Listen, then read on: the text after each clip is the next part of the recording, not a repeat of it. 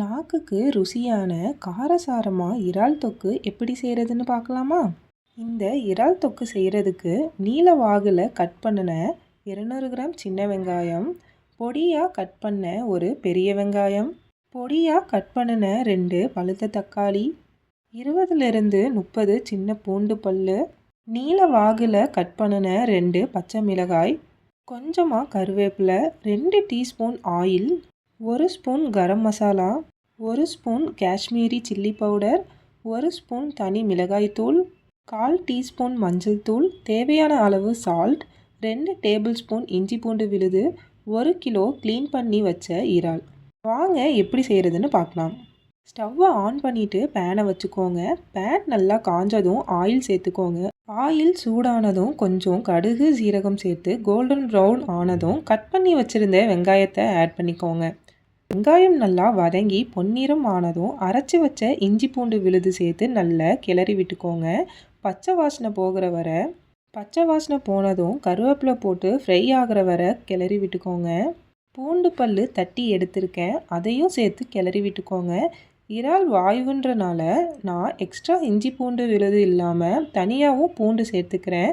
உங்களுக்கு வாய்வு பிரச்சனையும் இருக்காது அண்ட் மணமாகவும் டேஸ்ட்டாகவும் இருக்கும்.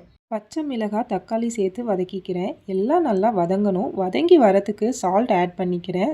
சால்ட் ஆட் பண்ணால் சீக்கிரமாக வதங்கிடும்.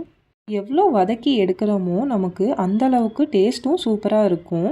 கிளறி விட்டு கொஞ்சம் நேரம் க்ளோஸ் பண்ணி வச்சுருங்க. 2 மினிட்ஸுக்கு அப்புறம் மஞ்சள் தூள், காஷ்மீரி சில்லி பவுடர், கரம் மசாலா, தனி மிளகாய்த்தூள் எல்லாம் சேர்த்து ஒன்று சேர கிளறி விட்டுக்கோங்க. இந்த மாதிரி ஆயில் பிரிஞ்சு வர அளவுக்கு வதக்கிக்கோங்க. ஆயில் பிரிஞ்சு வந்துருச்சுன்னா மசாலாவோட பச்சை வாசனையும் போயிருச்சுன்னு அர்த்தம்.